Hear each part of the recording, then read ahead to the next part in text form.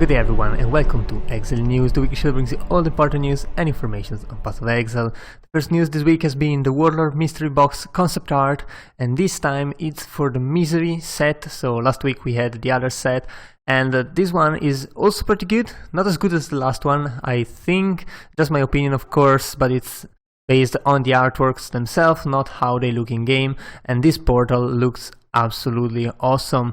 Hopefully in game it's actually seeable, as most of the times the glows and the lights and everything just hides these beautiful parts. Anyway, we also got the 3.13.1c patch notes. These notes are preview, but the patch actually is live right now, and well, there's a lot of improvements. So starting with the ritual ones, things like the Monster's Treasure prophecy can no longer be activated in map where blood-filled vessels are used, and the foul ritual encounters will now only apply toxin vines if you stop moving during the encounter, which is again a nerf to actually standing still for a moment, which you still shouldn't be doing anyway because it gets you killed. But if you have a skill that requires you to standing still, well, it sucks to be you. Also, the obtaining ritual-based type challenges, I think it required 27 out of 27, now it only requires 9 out of 27, and it was pretty funny because to some player, this challenge actually took longer than the endgame grinds, which was, well, not as it was intended to be. So thankfully GGG actually changed it, and now it's 9 out of 27, which should be I think easy enough. Also, some general improvements. Mostly it's reducing or nerfing bosses, like reduce the life on the tier 4 harvest bosses, and like the bosses or the boss on the Forking River map has been nerfed as well, while the Stone Golem has been buffed for once, increasing the attack range, and now we'll use the skills more often, which should be pretty nice, so you can actually make them or put them to good use if you are an elementalist. If you are not an elementalist, it probably doesn't matter if your golem deals anything at all. Anyway, the rest is bug fixes and bug fixes, so that's always pretty good.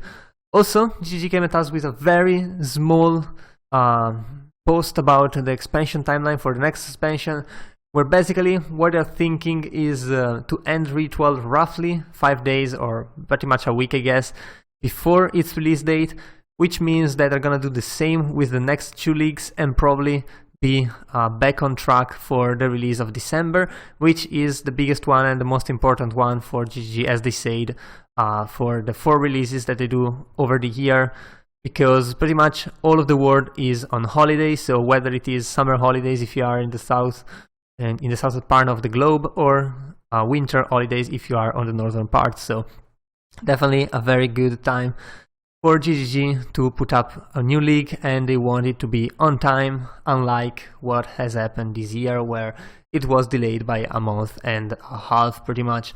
So what they're gonna do about the announcement for the next expansion, it's gonna be via Twitch, just like they did for this one. I don't know if you had the chance to see it. It was pretty nice, except a couple people popping off in Discord while the trailer was going on. But I mean, that's the nice thing of the live stream, I guess. Also, they're trying to improve the stream as well, so we might expect some surprises in there. And the last thing is that 3.14 is gonna be a little bit smaller than 3.13. That is because this league brought the expansion to the endgame as well, while that league is probably just gonna be that one, a new league.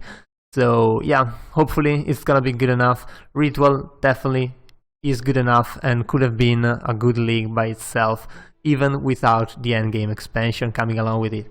And we also got some Thailand competition highlights, and I expect we're gonna get these highlights every week.